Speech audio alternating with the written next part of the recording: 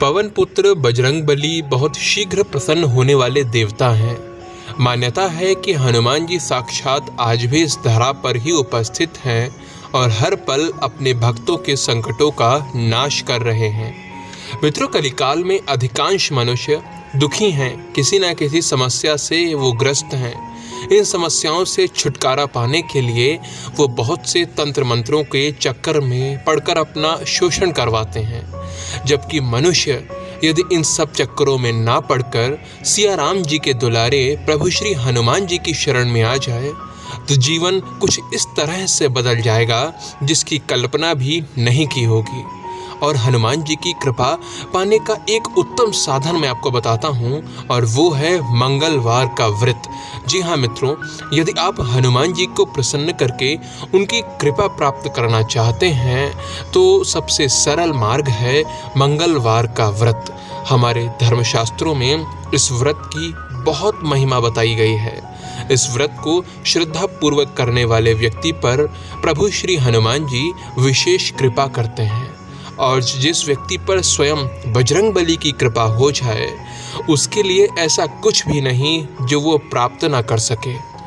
इस व्रत को करने की क्या विधि है, इसे कैसे किया जाता है, उसी पर आज हम चर्चा करने वाले हैं। आप वीडियो अंत तक देखिएगा, आपको बहुत कुछ जानने और सीखने को मिलेगा।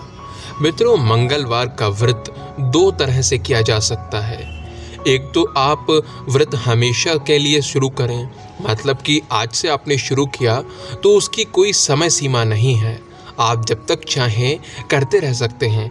बहुत से लोग तो आजीवन मंगलवार का व्रत करते हैं, हनुमान जी की पूजा करते रहते हैं। तो वहीं दूसरी तरफ है एक मनोकामना के साथ कुछ विशेष समय सीमा तक किया जाने वाला व्रत, जैसे कि 21 या 45 मंगलवार तक व्रत करने का संकल्प, फिर संकल्प पूरा होते ही व्रत का उद्यापन। आप जब भी मंगलवार का व्रत शुरू करें तो ध्यान रखें कि वो मंगलवार किसी भी माह के शुक्ल पक्ष का पहला मंगलवार हो।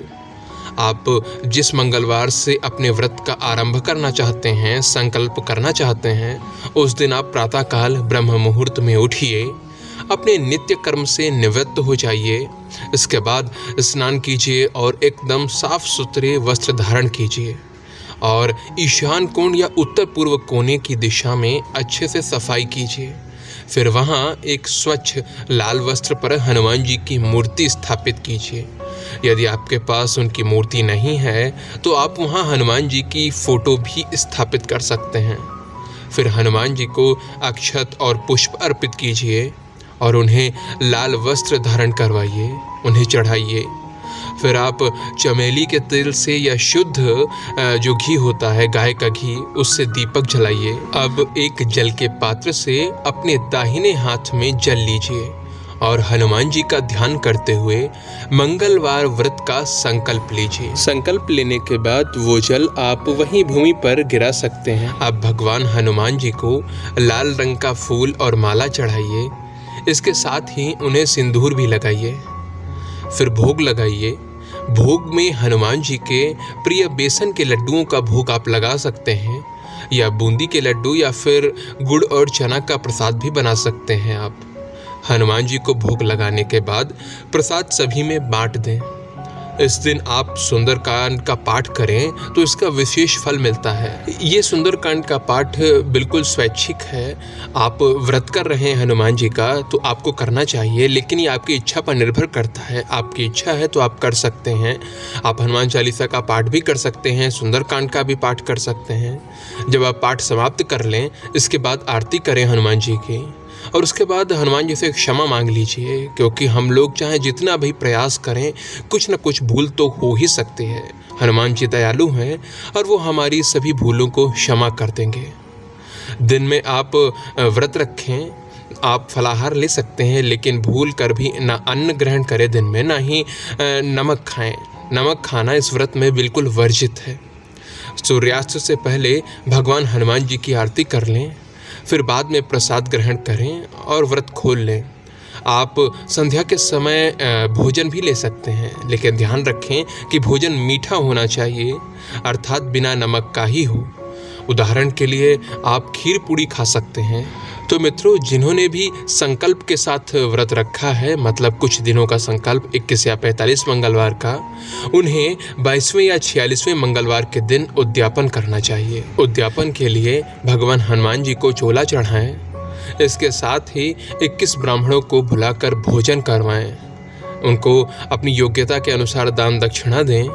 अगर आप इतने ब्राह्मणों को भोजन नहीं करवा सकते हैं या नहीं बुला पा रहे हैं, तो आप 1 या 5 आदि ब्राह्मणों को भी बुला सकते हैं। ये तो आपकी सेवा भावना पर निर्भर करता है। इसके बाद जब आपका उद्यापन हो जाएगा तो फिर हनुमान जी से प्रार्थना करें कि हे प्रभु, यदि मुझसे कोई भूल हुई हो तो मुझे क्षमा करें, और मेरी सारी विनती, मेरी सारी इच्छाएं तो आप समझते हैं, मुझ पर कृपा करें। लेकिन जिन्होंने आजीवन व्रत करने के बारे में सोचा है, मतलब उन्होंने शुरू किया, अब उन्हें कोई उद्यापन नहीं करना है, उन्होंने कोई 21 दिन या 45 मंगलवार का व्रत नहीं रखा था, तो वो लगातार करते रह सकते हैं व्रत। और जो लगातार व्रत करेंगे तो उन पर हनुमान जी की कृपा तो बनी रहेगी ही, सदा बनी रहेगी। मित्रों, यदि आपके मन में इस व्रत से संबंधित कोई शंका शेष रह गई हो तो आप नीचे कमेंट सेक्शन में लिखकर अपना प्रश्न पूछ सकते हैं। मैं प्रयास करूंगा कि आपके प्रश्न का उत्तर किसी वीडियो के माध्यम से दे पाऊँ। जय जय सिया राम, जय जय प्रभु श्री हनुमान जी।